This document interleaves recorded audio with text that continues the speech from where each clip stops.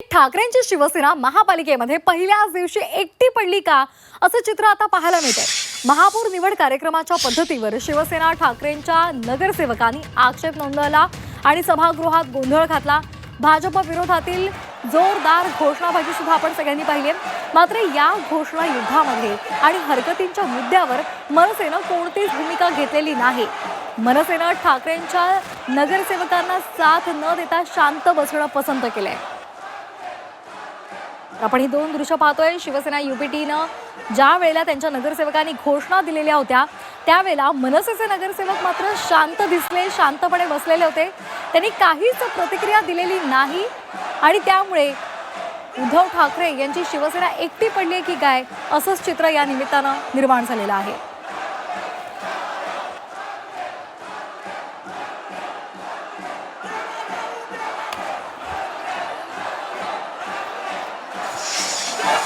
ठाकरेंना मनसेची साथ मिळताना आज दिसली नाही। दोन्ही राष्ट्रवादीच्या नगरसेवकांनी आपल्या पक्षाला पाठिंबा दिलेला आहे।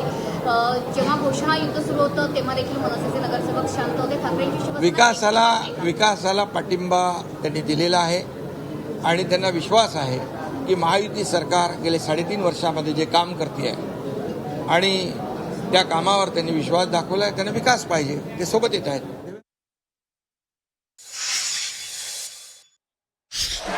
आणि या संदर्भात अधिक माहितीसाठी आपण जाणार आहोत आमच्या प्रतिनिधी मनश्री पाठक यांच्याकडे। मनश्री, आज आपण पूर्ण सभागृहातला माहोल पाहिला। शिवसेना युपीटी विरुद्ध भाजप अशा घोषणा आपण पाहिल्या, मात्र यामध्ये मनसेचे नगरसेवक शांतपणे बसलेले होते। नेमके हे कसले संकेत आहेत? चालू आहे ना। त्याच मुंबई महापालिका सभागृहाच्या बाहेर मी आहे। माझ्या बाजूलाच हे सभागृह आहे आणि अजूनही सभागृहातलं कामकाज सुरू आहे। महापौरांचं भाषण होईल आणि त्यानंतर पुढचं कामकाज होईल। मात्र ज्या वेळेस महापौरांची निवड केली जात होती त्यावेळेस ही भूमिका आपली भूमिका मांडत होते। प्रचंड घोषणा युद्ध सुरू असलेलं याच महापालिकेच्या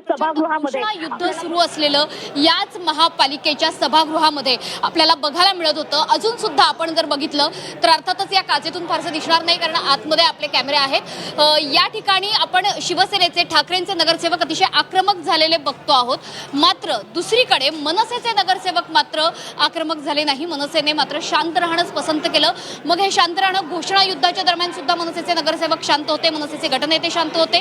इतकंच नाही तर ज्यावेळेस किशोरी पेडणेकर ज्या गटनेत्या आहेत उद्धव ठाकरेंच्या शिवसेनेच्या, त्यांनी हरकतीचा मुद्दा उपस्थित केलेला होता की पीठासीन अधिकाऱ्यांच्या नियुक्तीवरनं, म्हणजे पीठासीन अधिकारी शिवसेनेचा म्हणजेच उद्धव ठाकरेंचे जे माजी महापौर आहेत त्यांचे असायला हवे होते, त्याच्याऐवजी आयुक्त होते।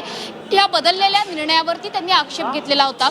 मात्र या हरकतीच्या मुद्द्यावर नक्कीच धन्यवाद आपण दिलेल्या या सविस्तर माहितीसाठी मनश्री।